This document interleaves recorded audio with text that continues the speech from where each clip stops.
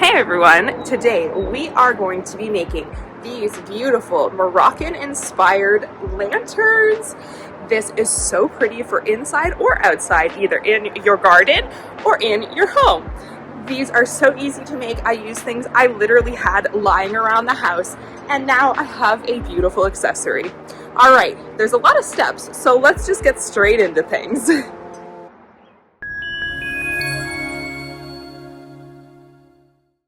Alright, so today we're making a DIY Moroccan-inspired lantern using some simple materials you likely already have at home.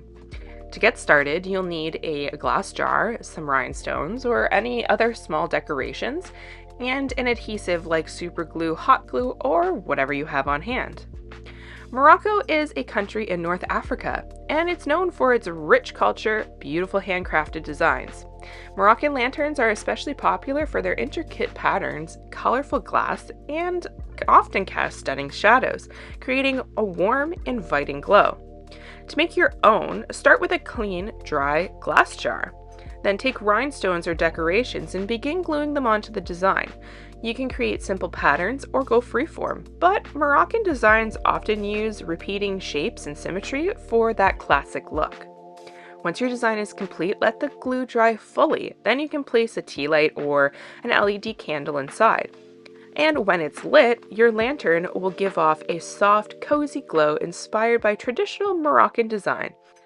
And that's it. You quickly have a DIY lantern. Now, there is one more step to this, and it is hanging the lantern.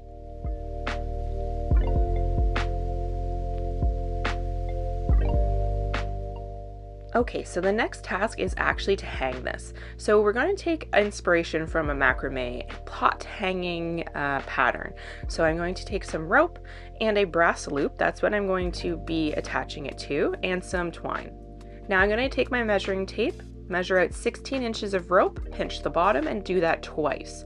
So we're not going to make any cuts until the very end. Make a pinch, grab your jar, and roughly measure the width of your jar. It doesn't have to be perfect.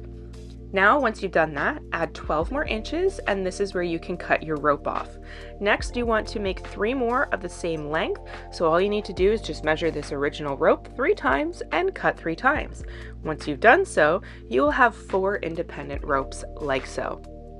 Next up, have your brass loop on hand.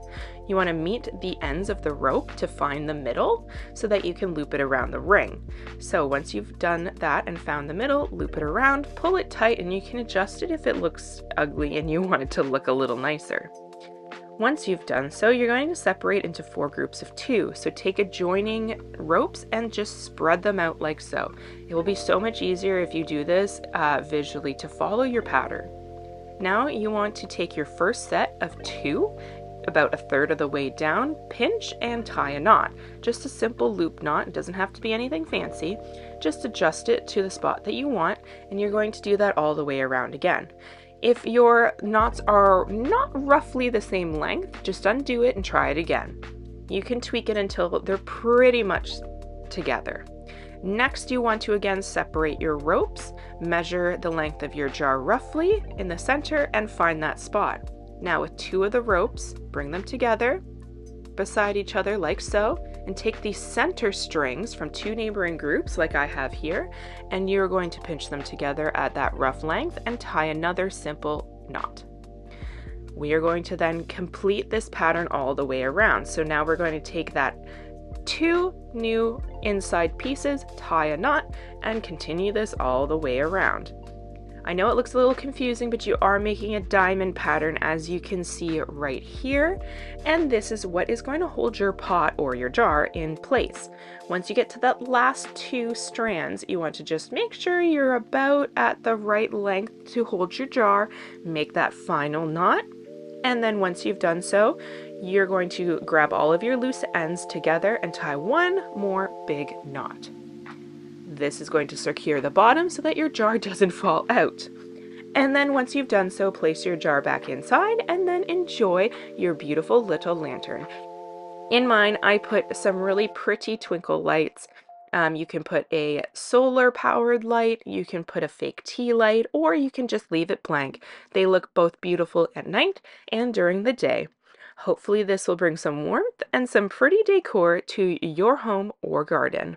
Until next time, take care. Bye!